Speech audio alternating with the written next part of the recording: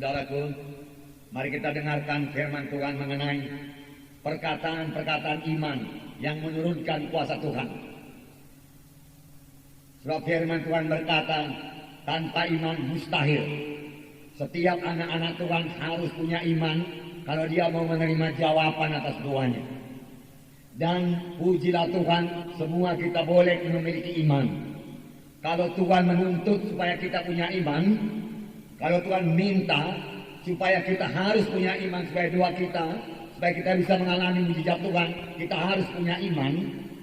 Dan tidak semua anak Tuhan boleh punya iman, maka Tuhan itu tidak adil. Tetapi yang benar ialah Tuhan memang meminta semua anak-anaknya memiliki iman untuk menerima jawaban doanya, untuk menerima kuasa Tuhan. Dan Tuhan telah memberikan iman bagi semua anak-anaknya. Saudara sudah memiliki iman, saya sudah memiliki iman. Walau iman saudara barangkali hanya sebesar biji sesawi saja, firman Tuhan berkata itu sudah cukup untuk memindahkan satu gunung. Pada hari ini mari kita lihat bagaimana kita mempraktekkan iman tersebut, supaya kuasa Tuhan turun dalam hidup kita, supaya kita menerima jawaban atas doa kita, supaya kita menerima kuasa Tuhan dan ajaib Tuhan yang belum berubah itu dalam hidup dan pelayanan kita. Markus pasal 7 ayat 24 sampai 30. Mari kita baca bersama-sama. Lalu Yesus berangkat dari situ dan pergi ke daerah Tirus. Ia masuk ke sebuah rumah dan tidak mau bahwa ada orang yang mengetahuinya, tetapi kedatangannya tidak dapat dirahasiakan. Malah seorang ibu yang anaknya perempuan kerasukan roh jahat segera mendengar tentang dia, lalu datang dan tersungkur di depan kakinya. Perempuan itu seorang Yunani bangsa Sirofenisia. Ia memohon kepada Yesus untuk mengusir setan itu dari anaknya. Lalu Yesus berkata kepadanya, biarlah anak-anak kenyang dahulu, sebab tidak patut mengambil roti yang disediakan bagi anak-anak dan melemparkannya kepada anjing. Tetapi perempuan itu menjawab, benar Tuhan, tetapi anjing itu di bawah meja juga dapat lemah-lemah yang dijatuhkan anak-anak. Maka kata Yesus kepada perempuan itu, karena kata-katamu itu, pergilah sekarang, sebab setan itu sudah keluar dari anakmu. Perempuan itu pulang ke rumahnya, lalu didapatinya anaknya itu terbaring di tempat tidur, sedang setan itu sudah keluar. Luar biasa kuasa Tuhan. Seorang ibu yang bukan orang Yahudi datang kepada Tuhan Yesus. Dia seorang Sirofenisia, orang Kanani, orang Yunani dikatakan di sini. Saudara yang baru sedikit saja mendengar tentang Yesus, tidak sebanyak yang kita dengar sekarang ini. Dia belum punya Alkitab, saudaraku. Dia hanya mendengar dari mulut ke mulut bahwasanya Tuhan itu sanggup menyembuhkan penyakit, sanggup mengusir setan. Dan dia percaya. Dan dia datang kepada Tuhan Yesus. Tuhan Yesus sebenarnya mau istirahat. Sebab di sini dikatakan dia tidak mau kedatangannya diketahui oleh seorang jiwa pun. Tetapi tidak dapat dirahasiakan, perempuan itu datang kepadanya dan tersungkur di bawah kakinya dan berkata, sembuhkanlah anakku Tuhan. Tetapi Tuhan Yesus berkata, tidak patut dia ambil roti dari anak-anak lalu memberikannya kepada anjing. Bahkan Tuhan Yesus menyebut dia anjing.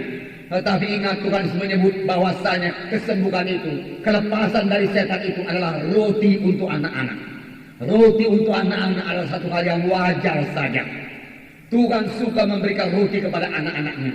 Berarti Tuhan suka menyembuhkan anak-anaknya dan melepaskannya daripada segala kuasa kegelapan. Ingat saudaraku, bahwa dengan tiap-tiap penyakit ada hubungannya dengan roh-roh jahat di udara ini, saudaraku. Oleh sebab itu kalau kita mau sembuh daripada penyakit, kita harus mengusir roh penyakit itu daripada kita di dalam nama Yesus. Tuhan Yesus berkata tidak patut diambil roti daripada anak-anak dan memberikannya kepada anjing. Benar Tuhan, namun anjing juga makan remah-remah yang jatuh daripada meja tuannya. Tuhan Yesus berkata, hai perempuan, karena kata-katamu itu, hai perempuan, karena kata-katamu itu, pergilah, anakmu sudah sembuh. Dan perempuan itu pulang, didapatinya anaknya terbaring, tidur, dan setan itu sudah meninggalkan anaknya. Tuhan Yesus berkata, karena kata-katamu itu, bukan karena doamu, karena kata-katamu itu. Saudaraku, ada waktunya saya berdoa, ada waktunya saya berkata-kata. Demikian juga saudara, ada waktunya saudara berdoa, ada waktunya berkata-kata. Saudara, baik doa kita, baik kata-kata kita harus tepat, saudara. Perempuan ini perkataannya itu begitu berkuasanya perkataan tersebut, sehingga mendorong Yesus untuk menyembuhkan anaknya. Begitu berkuasanya perkataan perempuan ini, begitu berimannya perempuan ini, sehingga Yesus harus menolong anaknya. Walaupun mula-mula masih ditolak oleh Tuhan Yesus. Itu hanya kepada anjing, belakangan anjing itu dia katakan. Namun remah-remah saja cukup Tuhan untuk anakku itu.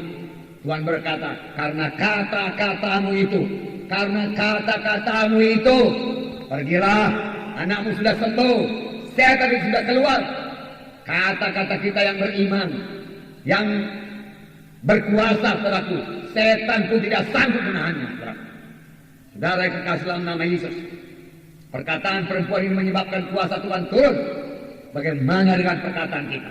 Apakah perkataan kita juga mengundang kuasa Tuhan atau mengusir kuasa Tuhan? Bisa juga perkataan kita itu mengusir kuasa Tuhan. Sebab perkataan yang kita ucapkan bukanlah perkataan yang beriman, tapi perkataan yang kalah, perkataan yang mengeluh, perkataan yang berkata tidak mungkin lagi saya ingin tolong Tuhan. Matilah saya Tuhan. Memang nasibku sudah begini Tuhan. Saudara, perkataan yang demikian mengusir kuasa Tuhan.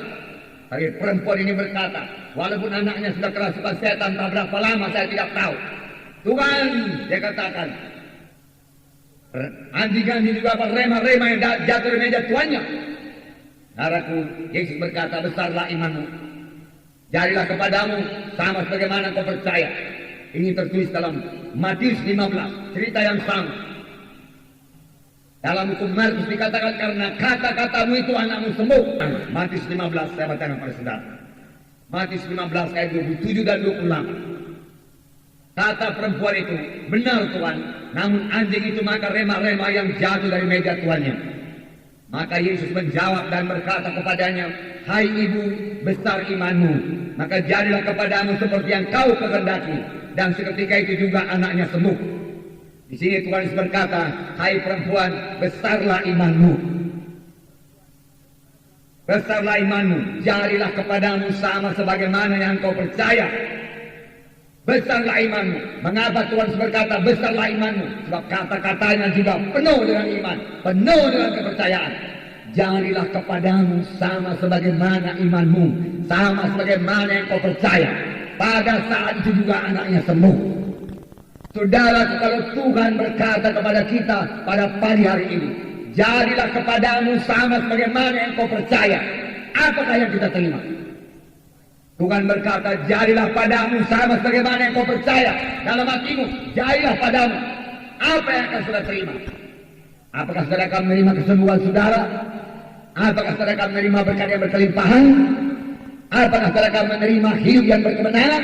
Karena iman saudara sudah berkemenangan, saudaraku.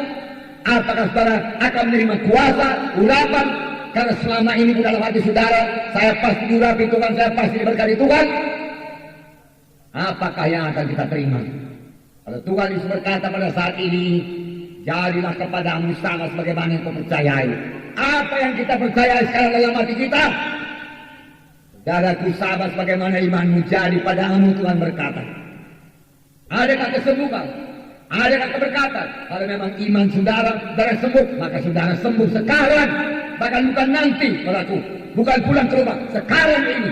Iman selalu sekarang, pertolongan Tuhan selalu sekarang. Bahkan firman Tuhan lebih lagi daripada sekarang. Sebelumnya pun sudah diberikan Tuhan. Karena firman Tuhan berkata, oleh bilur-bilur Yesus, kamu sudah sembuh. Sudah, Tuhan berkata, bukan nanti. Sudah, sekarang sudah sembuh. Panjang saudara memiliki iman, saudara. Apalagi saudara mengucapkannya, saudara.